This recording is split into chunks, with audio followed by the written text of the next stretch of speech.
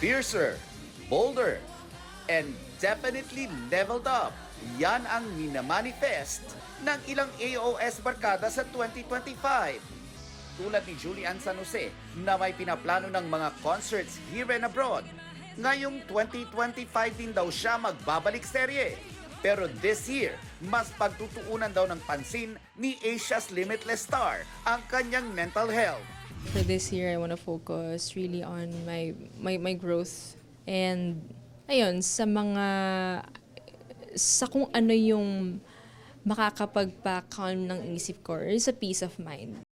I-release na rin ni Rita Daniela ang kanyang single ngayong January. Mas pagbubutihin niya raw ang kanyang pagiging ina.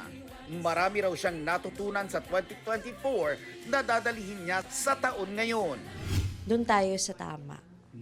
And kung ano man yun, dadaling ko yun ng buong puso, ng may pagmamahal at pagtitiwala sa Diyos.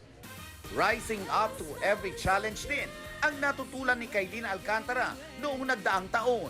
Pero hindi raw siya sumuko kaya't mas na-appreciate niya ang sarili niya ngayon. It was pretty rough at first, rebuilding myself again as a person and as an actress. But throughout 2024, I felt that God was there with me. Magbabalik naman sa stage plays si Mark Bautista ngayong taon. Ang kanyang mantra in 2025, to do what he loves. Ang iniisip ko ngayon is to work harder, travel more, and create more art.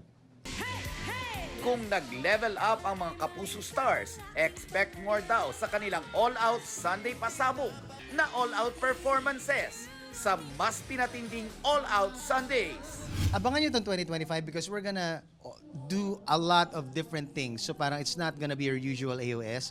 Manood kayo and it's not gonna be the usual opening, it's not gonna be the usual production numbers. Laging merong different flavors. Isa po yan sa mga mantras ko is maging better performer para sa mga kaayos natin. But definitely sobrang daming pasabog po ngayon sa All Out Sundays. Especially now na 75th anniversary ng GMA. So marami po talaga kaming pasabog